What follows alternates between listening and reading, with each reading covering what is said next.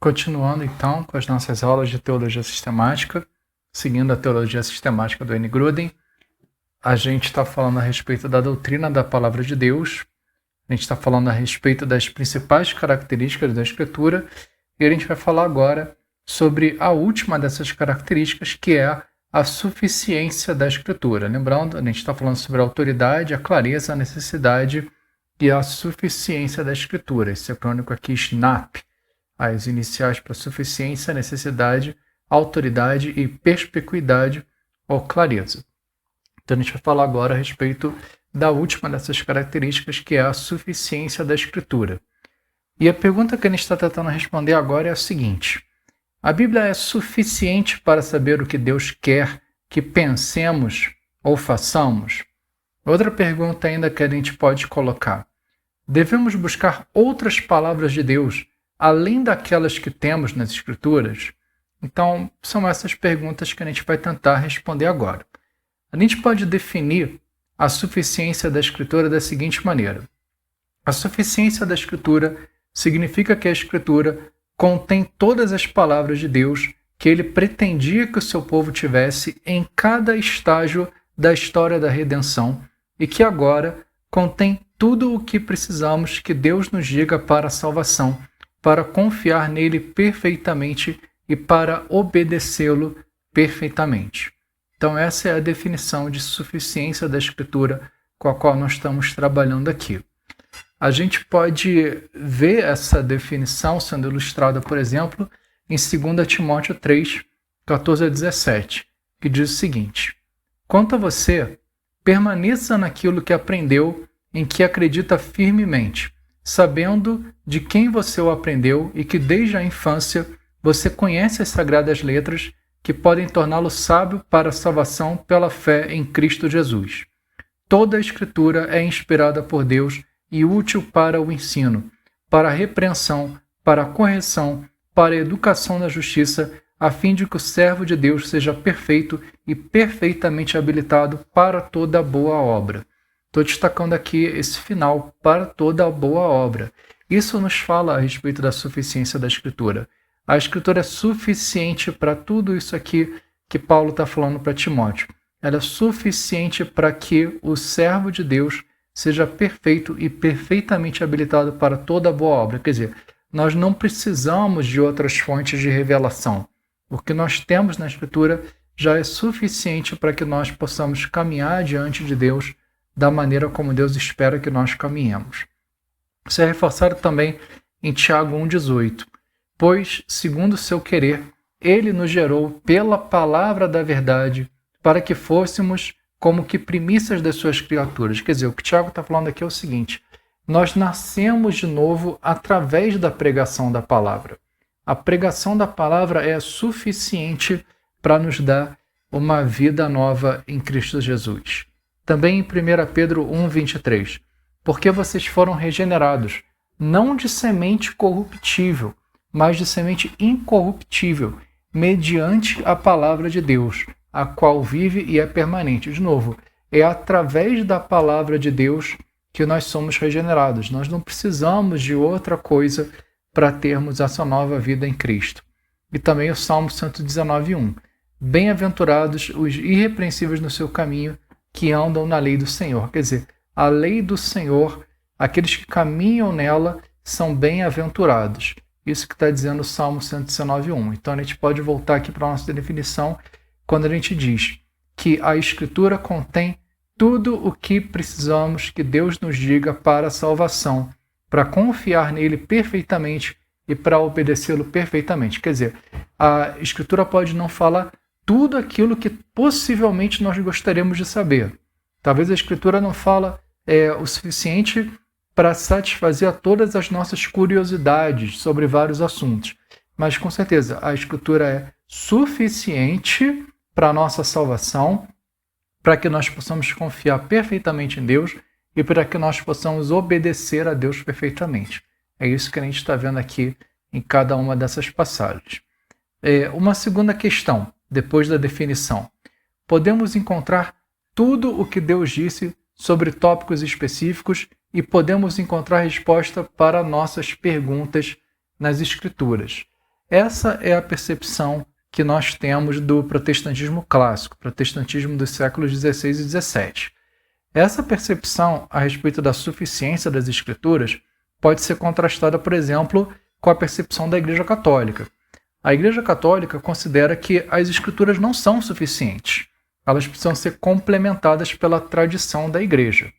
Em relação à tradição da Igreja, a resposta que nós damos é a seguinte: a tradição da Igreja, ela de fato é importante. Ela de fato ela é útil, ela nos ajuda.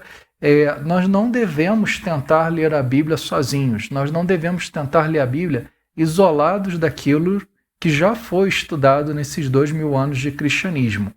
Mas é diferente falar isso de dizer que a Bíblia precisa ser complementada pela tradição. A tradição, ela nos ajuda a entender melhor a própria Bíblia. Ela não deve servir para ser colocada no mesmo nível de autoridade ou no nível de autoridade superior ao da Bíblia, acrescentando informações que a própria Bíblia não coloca. Ser contrastado com vários teólogos não evangélicos contemporâneos. Por exemplo, a gente tem a neo-ortodoxia do Karl Barth, ou então o liberalismo teológico. Tanto um quanto o outro não consideram que a Bíblia seja o suficiente. Eles não consideram que a Bíblia seja de fato a palavra de Deus. A perspectiva de tanto um quanto o outro se aproxima mais de dizer que a Bíblia é um registro das experiências religiosas do antigo Israel e da igreja primitiva. Então a Bíblia não é a palavra de Deus. Então o que está na Bíblia não é suficiente para a nossa salvação. Esses dois modos de pensar, eles enfatizam a nossa experiência com Jesus, ou os ensinamentos morais de Jesus, mais do que aquilo que a Bíblia tem a dizer para a nossa salvação. E o Wayne Grudem não menciona nesse ponto, mas eu acho que também vale a pena mencionar, várias igrejas que trazem novas revelações. Isso é especialmente forte no movimento pentecostal e no movimento carismático, que em outros pontos tem uma teologia ortodoxa, uma teologia com a qual a gente pode concordar, mas que frequentemente se baseiam de uma maneira excessiva em novas revelações. Quer dizer, as pessoas esperam que Deus lhe dê novas revelações para dizer, principalmente como eles devem viver, ao invés de simplesmente descansar na suficiência das Escrituras. Então, a posição do protestantismo clássico pode ser contrastada com essas três possibilidades. E a gente afirma, então, que na Escritura nós podemos encontrar tudo o que Deus disse sobre tópicos específicos e podemos encontrar resposta para as nossas perguntas. A revelação da Escritura ela não é exaustiva, ela não serve para responder a todas as nossas curiosidades, mas é suficiente para a nossa salvação e para que a gente possa caminhar de uma maneira santa diante de Deus. Um terceiro ponto. A quantidade de escritura fornecida foi suficiente em cada estágio da história da redenção. Aqui a gente deve dizer o seguinte: a revelação de Deus ela tem um caráter progressivo. Quer dizer, a gente pode pensar aqui numa escada ou numa espiral que vai subindo. Deus deu um pouco de revelação para Adão e Eva, deu um pouco mais de revelação para Noé, um pouco mais de revelação para Abraão, para Moisés, para Davi, até que, como a gente já viu, o texto de Hebreus 1 e 2, essa revelação atinge o seu ápice em Jesus Cristo. Mas em cada época, em cada etapa da história da redenção, Deus deu para o seu povo a revelação que era suficiente para eles naquele momento ali. Por exemplo, a gente vê esse texto aqui de Deuteronômio 4:2. Não acrescentem nada à palavra que eu lhes ordeno, nem diminuam nada dela, para que vocês guardem os mandamentos do Senhor, o Deus de vocês, que eu lhes ordeno. Quer dizer, nesse ponto aqui, Moisés está dizendo que não se deve acrescentar coisas à revelação que já havia sido dada. Aquilo que foi dado para o povo naquele momento era suficiente para que o povo pudesse caminhar diante de Deus, confiar em Deus e assim obter a sua salvação. Isso também aparece em Deuteronômio 12:32. Tudo o que eu lhes ordeno, vocês devem observar. Não acrescentem nem diminuam nada. E em Deuteronômio 29:29, as coisas encobertas pertencem ao Senhor nosso Deus, porém as reveladas nos pertencem, a nós e aos nossos filhos para sempre, para que cumpramos todas as palavras dessa lei. Quer dizer, o que está aparecendo aqui dentro do Pentateuco é que para aquela etapa da história da redenção, a revelação dada por Deus era suficiente para o povo caminhar diante de Deus. Claro que Deus depois ele vai dando mais revelações ao longo do Antigo Testamento. A gente já comentou isso, sobre esse caráter progressivo da revelação com Josué e depois com os profetas e culminando com o Novo Testamento. Mas a gente ainda assim mantém essa afirmação de que a revelação é suficiente para cada etapa da história da redenção. A gente também pode ver isso aqui em Provérbios 30, 5 e 6, quando diz o seguinte: toda a palavra de Deus é pura, ele é escudo para os que nele confiam. Não acrescente nada às suas palavras, para que ele não o repreenda ou você seja achado mentiroso. E em João 20, 30 a 31. Na verdade, Jesus fez diante dos seus discípulos muitos outros sinais que não estão escritos nesse livro.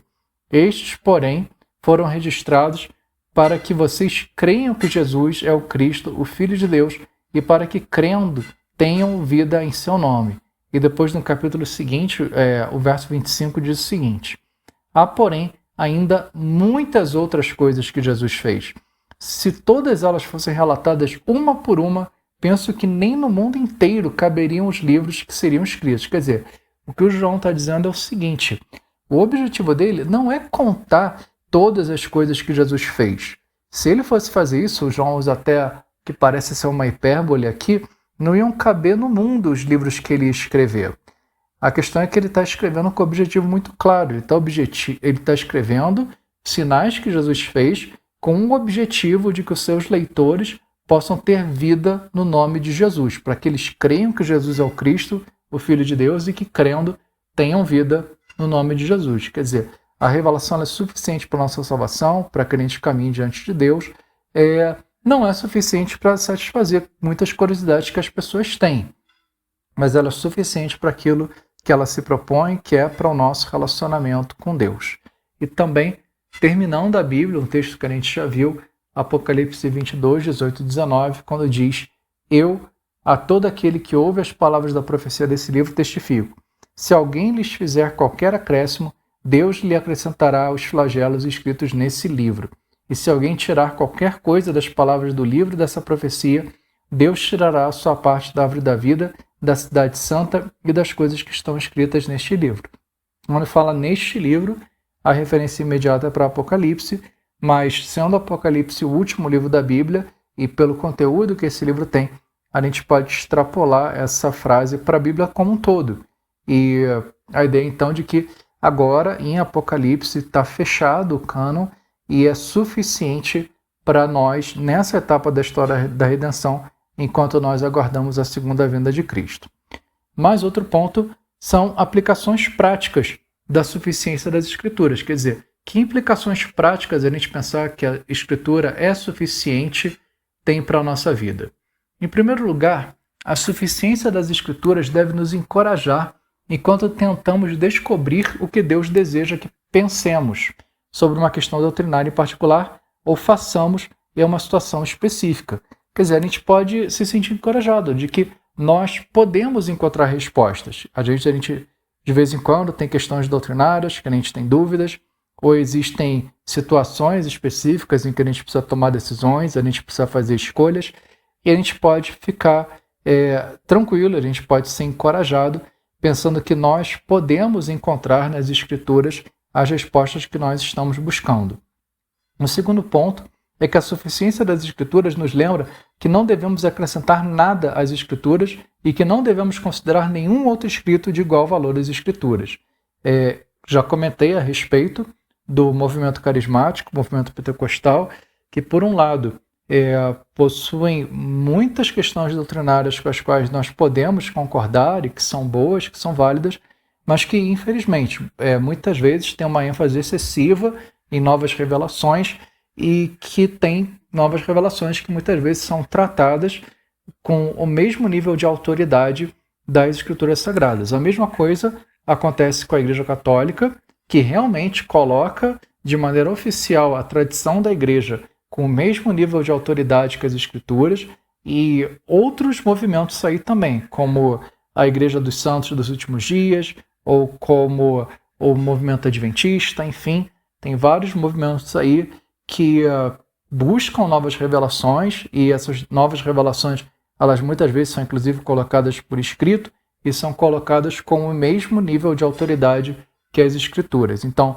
nós não devemos fazer esse tipo de coisa, nós não devemos acrescentar nada à Escritura e nem devemos considerar nenhum outro escrito de igual valor às Escrituras. É daí que surgem muitos legalismos, daí que surgem muitas exigências que se fazem às pessoas, mandamentos humanos, e que acabam fazendo mais mal do que bem. Mandamentos como proibir as pessoas de beber Coca-Cola, ou de beber café, ou proibir as pessoas de se casarem, e tantas outras coisas mais. Quer dizer, tudo isso aí é fruto de supostas revelações que são colocadas no mesmo nível de autoridade com as Escrituras. O terceiro ponto é que a suficiência das Escrituras também nos diz que Deus não exige que acreditemos em nada a respeito dele mesmo ou de sua obra redentora que não seja encontrado nas Escrituras. Quer dizer, outra vez a gente vê algo nesse sentido, que são supostas revelações que as pessoas trazem e que muitas vezes são utilizadas para prender a consciência das pessoas. E a gente deve rechaçar qualquer tipo de coisa que nos traga informações que estão sendo adicionadas às Escrituras. É diferente da gente ter pessoas que estão procurando explicar as Escrituras para a gente. O problema aqui está em pessoas que estão querendo trazer palavras, querendo trazer informações que são colocadas no mesmo nível de autoridade com as Escrituras. Um quarto ponto é que a suficiência da Escritura nos mostra que nenhuma revelação moderna de Deus deve ser colocada em um nível igual à Escritura. Um nível de autoridade igual ao da Escritura. E, de novo, a gente pode fazer referência a todos esses grupos que já foram mencionados. O que a gente vê é o seguinte: quando algum escrito ou tradição é colocado ao lado da Bíblia, o resultado é, invariavelmente, tirar a ênfase dos ensinos da própria Bíblia e começar a ensinar algumas coisas que são contrárias às Escrituras. Esse é o perigo de a gente ter essas novas revelações. Mesmo que alguém possa dizer que essas revelações elas não devem ter o mesmo nível de autoridade com a Escritura, o que a gente acaba observando é isso. A gente perde a ênfase dos ensinos na própria Bíblia, as pessoas ficam buscando novas revelações, ao invés de simplesmente descansar naquilo que as Escrituras dizem, e esses novos ensinos, invariavelmente, eles acabam tirando a atenção da gente das Escrituras e acabam nos ensinando coisas que são contrárias àquilo que Deus disse na sua palavra. Um quinto ponto com relação a viver a vida cristã, a suficiência da Escritura nos lembra que nada é pecado que não seja proibido pelas Escrituras, seja explicitamente ou por implicação. Porque em muitos desses movimentos o que a gente vê é justamente isso, coisas sendo proibidas, coisas sendo tratadas como pecado, que a própria Escritura nunca trata como pecado, que é uma forma de legalismo. Sexto ponto, a suficiência das Escrituras também nos diz que nada é exigido de nós por Deus que não seja ordenado nas Escrituras explicitamente ou por implicação. Quer dizer, a gente falou do ponto negativo, de que nada é proibido, agora falando de uma maneira positiva, que nada é ordenado para nós que não seja claramente colocado nas Escrituras. Então também isso, mais uma vez, prender a consciência das pessoas, exigindo delas coisas que as Escrituras mesmo não dizem. E um sétimo ponto, a suficiência das Escrituras nos lembra que em nosso ensino doutrinário e ético devemos enfatizar o que as Escrituras enfatizam e estar contentes com o que Deus nos disse nas Escrituras. De novo, proibir as pessoas de beberem álcool, ou proibir as pessoas de consumir determinados alimentos, ou proibir um certo estilo de roupa, ou um corte de cabelo, e tantas outras coisas mais que acabam aparecendo em grupos assim, em que se exige das pessoas coisas que o próprio Deus não exige delas através das Escrituras. Quer dizer, aqui também é importante dizer que a gente deve ter o discernimento de separar entre doutrinas centrais e doutrinas secundárias, quer dizer, doutrinas que são essenciais para a nossa salvação e das quais muitas outras doutrinas acabam dependendo, de doutrinas secundárias, que são doutrinas que não são essenciais para a nossa salvação e que não alteram grandemente o nosso entendimento da Bíblia como um todo. O que a gente observa aí são muitos grupos que acabam adotando uma forma de sectarismo, quando elas pegam essas doutrinas secundárias e acabam colocando elas no nível de importância como se fossem doutrinas centrais. Então a gente tem denominações, inclusive, que se formam em torno de pontos que, se nós pararmos para pensar, não são essenciais para a salvação, não são essenciais para o funcionamento da igreja e que acabam fazendo com que sejam grupos cada vez menores, mais isolados e com o pensamento de que, de alguma maneira, eles são melhores, mais importantes, mais puros do que outras expressões do cristianismo. Então, aqui alguns textos que a gente pode citar, reforçando todos esses pontos aí. Primeiro, Romanos 16, versos 17 e 18, que diz o seguinte: Irmãos, peço que notem bem aqueles que provocam divisões e escândalos em desacordo com a doutrina que vocês aprenderam. Afastem-se deles, porque esses tais não servem a Cristo nosso Senhor, e sim a seu próprio ventre. Com suaves palavras e lisonjas enganam o coração das pessoas simples. Quer dizer, lamentavelmente, o comportamento que a gente vê, inclusive, em muitos líderes na igreja é esse. Pessoas que provocam divisões, ensinando coisas que a própria Bíblia não ensina ou enfatizando doutrinas que a Bíblia pode até ensinar, mas que são doutrinas secundárias e colocando isso como se fossem coisas centrais e acabando provocando divisões na igreja por conta disso. Também aqui, 1 Timóteo 4,7, mas rejeite as fábulas profanas e de velhas caducas. Exercite-se pessoalmente na piedade. Quer dizer, a gente não deve ficar dando atenção para fábulas e para discussões infindáveis a respeito de genealogias, uma coisa que também é dita.